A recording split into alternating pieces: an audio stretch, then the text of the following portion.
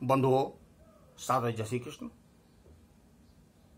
बंधुओं, इस बार श्री कृष्ण जन्माष्टमी का पर्व 12 अगस्त को मथुरा में मनाया जाएगा।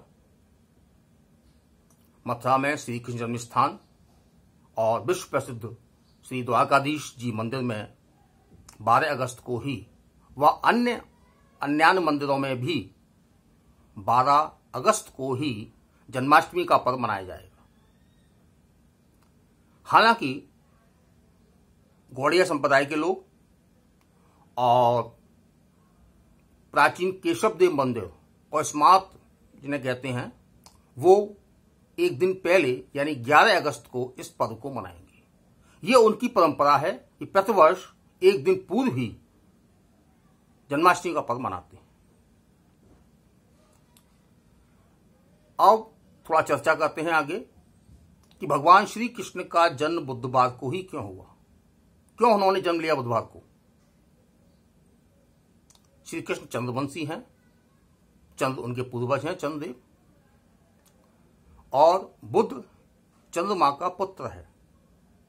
चूंकि वो पुत्रवत अवतार ले रहे हैं, इसलिए उन्होंने बुधवार को जन्म लिया।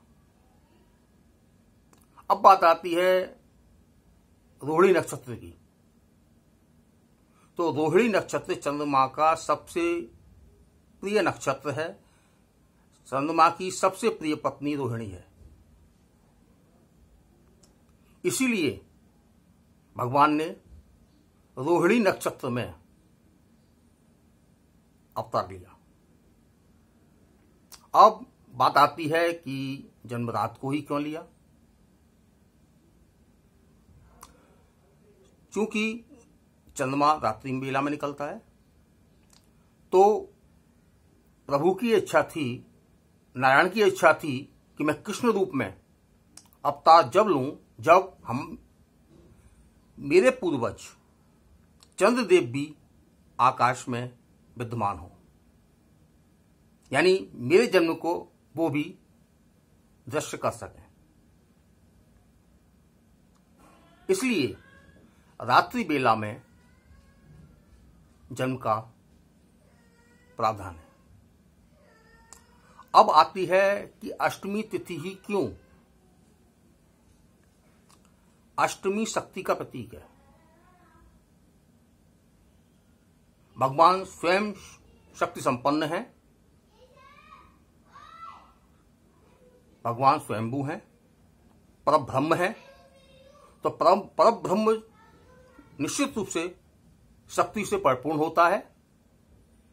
इसलिए भगवान श्री कृष्ण ने अष्टमी के दिन 8वें पुत्र के रूप में और 8वें प्रहर में यानी रात्रि बेला में जन्म लिया।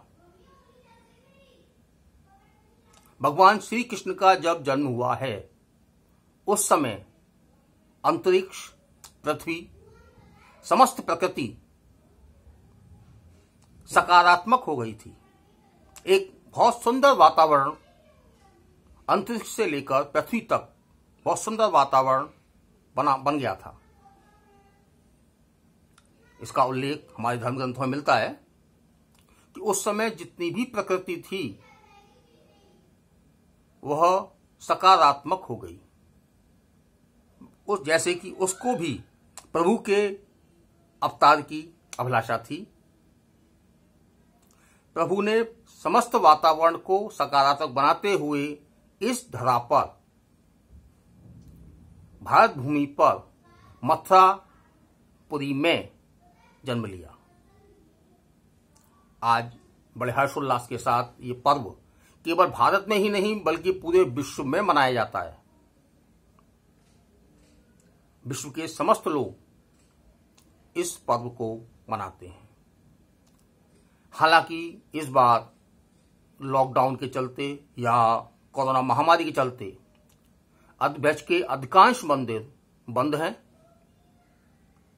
यह प्रथम बार, बहुत बुजुर्गों ने भी, जो हम उनको पूछते हैं, तो कभी ऐसा नहीं हुआ कि मंदिर कभी बंद रहे हों, विशेष रूप से वो जन्माष्टमी के अवसर पर। इस बार जैसी प्रभु की इच्छा सारे मंदिर बंद हैं ब्रज के। हालांकि अंदर सेवाएं सबकी हो रही हैं और जन्माष्टमी का जो पर्व है कुछ लोग लाइव दिखाएंगे, उन्होंने सबने अपनी अपनी व्यवस्था कर रखी है। हालांकि 2 मंदिर मथुरा में अभी खुले हुए हैं प्रशासन की स्वीकृति से।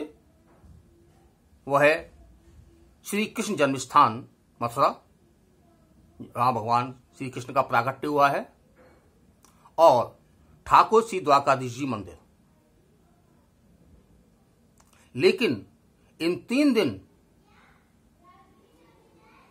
10 तारीख से लेकर 13 तारीख तक या 11 से 13 तारीख तक प्रशासन के आदेशानुसार एहतियात के तौर पर वह मंदिर भी बंद रहेंगे।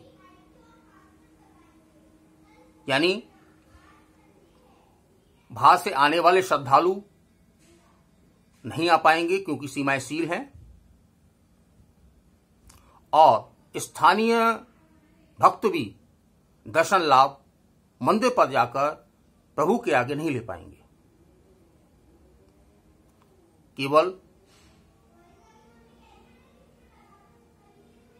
लाइव फेसबुक लाइव से, मंदिर के से या अन्य जो उनकी व्यवस्थाएं हैं उसके अनुसार वह भक्तों को दर्शन की व्यवस्था करेंगे। सभी मंदिरों ने ये व्यवस्था की है। सभी को श्री कृष्ण जन्माष्टमी की अनंत शुभकामनाएं और आप सभी को सादर जय श्री कृष्ण।